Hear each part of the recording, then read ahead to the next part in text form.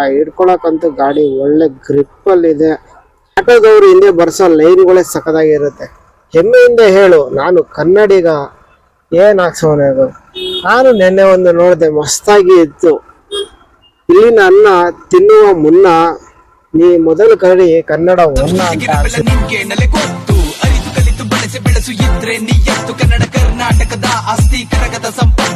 50cc suggestion ಮಾಡ್ರಿ ಅಂದ್ರೆ ನಾನ್ ಮಾಡೋದು ಇದೇ ಬೈಕ್ ನ. ಯಾಕಂದ್ರೆ ಅಷ್ಟು ಕ್ಲಾಸಿಕ್ ಆಗಿ ಯೂನಿಕ್ ಆಗಿ ಇರುತ್ತೆ. ಇನ್ನೊಂದು ನೋಡಕ್ಕೂ ಲುಕ್ ಇರುತ್ತೆ. ನೀವು ಎಕ್ಸ್ಟ್ರಾ ಫಿಟ್ಟಿಂಗ್ ಅಂದ್ರೆ ಟೂರಿಂಗ್ ಫಿಟ್ಟಿಂಗ್ ಮಾಡಿಸಿ ಅಂದ್ರೆ ಗಾಡಿ ಕಂಪ್ಲೀಟ್ ಲುಕ್ ಚೇಂಜ್ ಆಗೋಗುತ್ತೆ. ಎಲ್ಲಾ ಕಡೆನೂ ಕನ್ವೀನಿಯಂಟ್ ಆಗಿ ಸ್ಮೂತ್ ಆಗಿ ಮೂವ್ ಆಗುತ್ತೆ. ಇಷ್ಟು ದೊಡ್ಡದು ಇಳಿಸ್ಬೇಕಾ?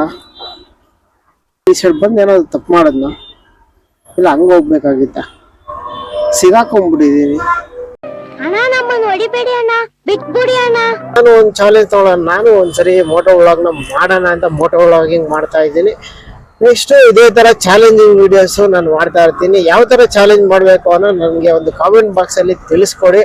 ನೀವ್ ಏನ್ ಚಾಲೆಂಜ್ ಹೇಳ್ತೀರೋ ಆ ಚಾಲೆಂಜ್ ಮಾಡ್ತೀನಿ. ಮತ್ತೆ ನಾನು ಚಾಲೆಂಜಸ್ ವಿಡಿಯೋಸ್ ನ ಮಾಡ್ತಾ ಇರ್ತೀನಿ. ಭಾಷೆಗೊಂದು ನೀಡೋ ಮಾತಿಗೆಂದು ಶೋಭೆ ತರುವ ಜೀವನ ಕುಲವು ಎಂದು ಮಾತಾಡ್ತೀನಿ ಅಂದ್ರೆ ಗನ್ ತರ ನುಗ್ಗುತ್ತೆ ಗುರು. ಕ್ಲಾಸಿಕ್ ಆಗಿ ನೀವು ಆರಾಮಾಗಿ ಬಗ್ಗಿಸ್ಕೊಂಡೆಲ್ಲ ಓಡಿಸ್ಬೋದು. ಗಾಡಿನ ಕೊಡ್ತಾ ಇದಾರಲ್ಲ ಆರಾಮಾಗಿ ಹೋಗುತ್ತೆ. ಮ್ಯಾಕ್ಸಿಮಮ್ ಟಾಪ್ ಸ್ಪೀಡ್ ಬಂದು ಒಂದು 115 ಹೋದ್ರೆ ಜಾಸ್ತಿ.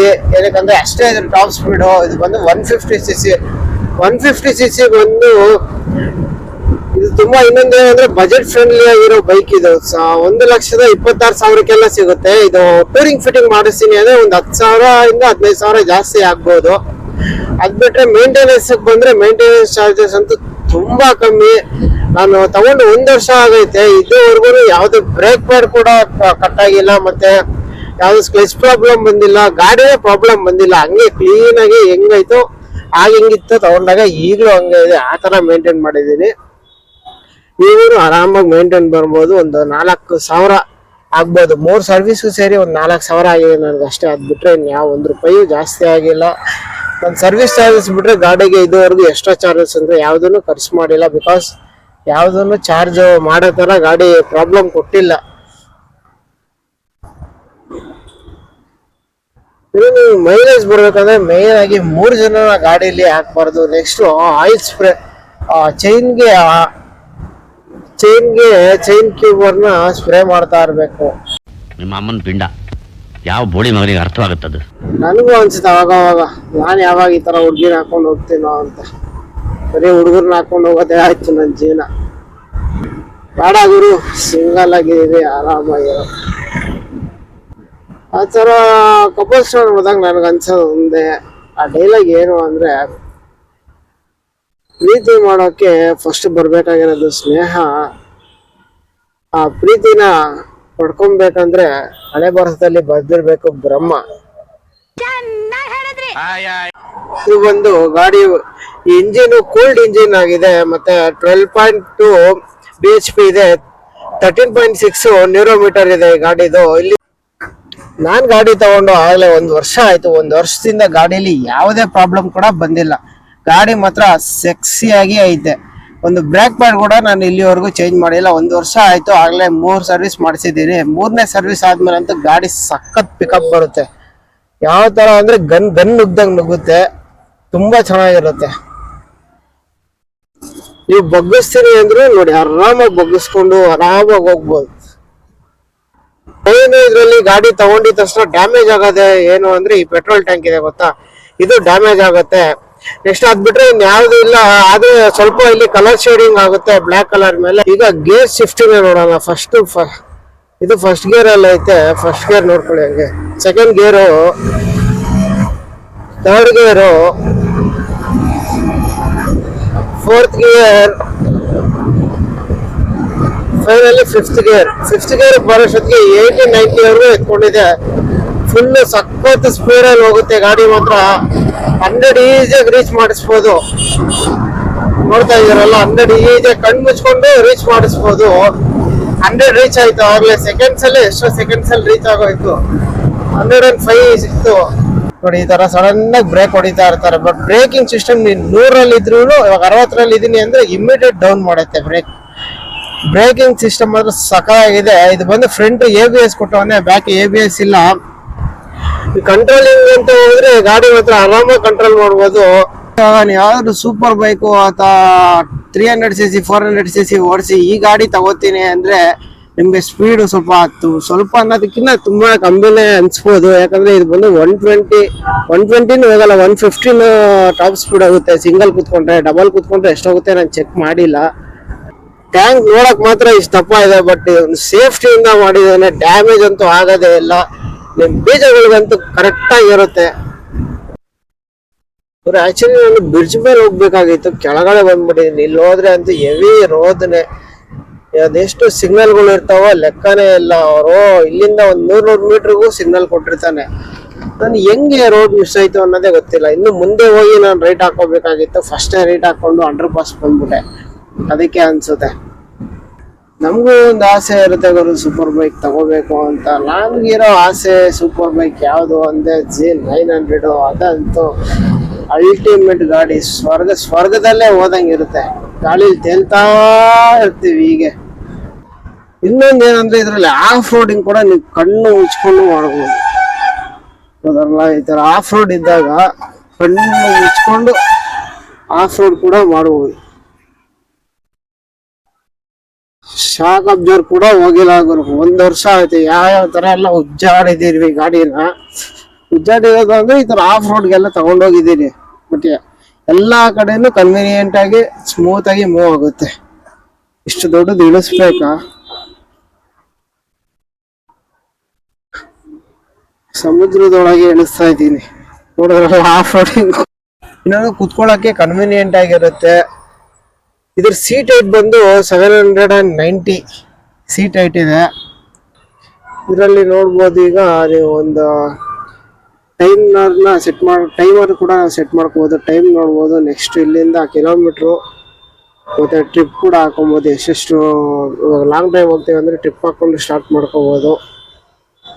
ನಮ್ಮ ಬೆಂಗಳೂರಲ್ಲಿ ಟ್ರಾಫಿಕ್ ಅನ್ನೋದು ಒಂದು ಬಿಟ್ರೆ ಎಲ್ಲದಕ್ಕೂ ಕನ್ವೀನಿಯೆಂಟ್ ಆಗೇ ಇದೆ. ಎಲ್ಲಾ ಕಡೆನೂ ನೀವೆಲ್ಲಕ್ ಬೇಕಂದ್ರೆ ಬೆಂಗಳೂರಿಂದ ಹೋಗ್ತೀನಿ ಅಂದ್ರೆ ಹತ್ರನೇ ಆಗುತ್ತೆ.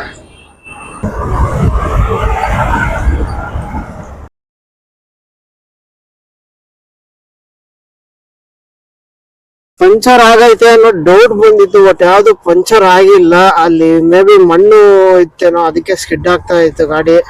ನೋಡಿದ್ರೆ ಇಲ್ಲಿ ಕೂಡ ಚೆನ್ನಾಗಿ ಹಾಕ್ಸವ್ರೆ. ಆಟೋದವ್ರ ಹಿಂದೆ ಹಾಕ್ಸೋ ಲೈನಿಗೆ ಫಿದಾಗೋಗ್ಬೇಕು, ಅಷ್ಟು ಚೆನ್ನಾಗಿ ಹಾಕ್ಸಿರ್ತಾರೆ. ನೆಕ್ಸ್ಟ್ ಪೆಟ್ರೋಲ್ 1 ರಿಂದ 2 ಲೀಟರ್ ಗಾಡಿಲಿ ಯಾವಾಗ್ಲೂ ಇಟ್ಟೇ ಇರಬೇಕು. ಅಟ್ಲೀಸ್ಟ್ 2 ಲೀಟರ್ ಆಗಿಲ್ಲ ಅಂದ್ರೂ 1 ಲೀಟರ್ ಆರಾಮಾಗಿ ಇಡ್ಬೋದು. ಯಾಕಂದ್ರೆ ಮೈಲೇಜ್ ತುಂಬಾ ಚೆನ್ನಾಗಿ ಕೊಡುತ್ತೆ. ನೀವು ಕರೆಕ್ಟಾಗಿ ನೀವು ಒಂದು 40-50ರಲ್ಲೇ ಹೋಗ್ತೀನಿ ಅಂದ್ರೆ ಒಂದು 53 ಅಂತೂ ಮೈಲೇಜ್ ಪಕ್ಕಾ ಕೊಡುತ್ತೆ. ಚೈಸಿನಿ ಅಂದ್ರೆ ಒಂದು 48-45 ಅಂತೂ ಪಕ್ಕಾ ಮಿಸ್ಸೇ ಇಲ್ಲ. ಆ ತರ ಗಾಡಿ ಇದು. 50cc ಸಜೆಷನ್ ಮಾಡ್ರಿ ಅಂದ್ರೆ ನಾನು ಮಾಡೋದು ಇದೇ ಬೈಕ್ನ. ಯಾಕಂದ್ರೆ ಅಷ್ಟು ಕ್ಲಾಸಿಕ್ ಆಗಿ ಯೂನಿಕ್ ಆಗಿ ಇರುತ್ತೆ. ಇನ್ನೊಂದು ನೋಡೋಕ್ಕೂ ಲುಕ್ ಇರುತ್ತೆ. ನೀವು ಎಕ್ಸ್ಟ್ರಾ ಫಿಟ್ಟಿಂಗ್ ಅಂದ್ರೆ ಟೂರಿಂಗ್ ಫಿಟ್ಟಿಂಗ್ ಮಾಡಿಸಿ ಅಂದ್ರೆ ಗಾಡಿ ಕಂಪ್ಲೀಟ್ ಲುಕ್ ಚೇಂಜ್ ಆಗೋಗುತ್ತೆ. ನಮ್ಮ ಬೆಂಗಳೂರು ಟ್ರಾಫಿಕ್ಕು ಯಾವ ತರ ಇರುತ್ತೆ ಅಂದ್ರೆ ಆ ತರ ಇರುತ್ತೆ. ಆ ಸೈಡ್ ನುಗ್ಸಕ್ಕಾಗಲ್ಲ, ಈ ಸೈಡ್ ನುಗ್ಸಕ್ಕಾಗಲ್ಲ. ಈ ಸೈಡ್ ಬಂದು ಏನಾದ್ರು ತಪ್ಪು ಮಾಡೋದ್ನ ಇಲ್ಲ ಹಂಗ ಹೋಗ್ಬೇಕಾಗಿತ್ತ, ಸಿಗಾಕೊಂಡ್ಬಿಟ್ಟಿದೀನಿ.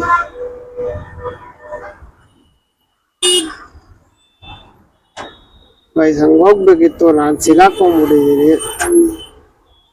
ಈ ಕಡೆ ಇವರು ಮೂವ್ ಆಗ್ತಿಲ್ಲ, ಇವರು ಮೂವ್ ಆಗ್ಬಿಡ್ತಿಲ್ಲ.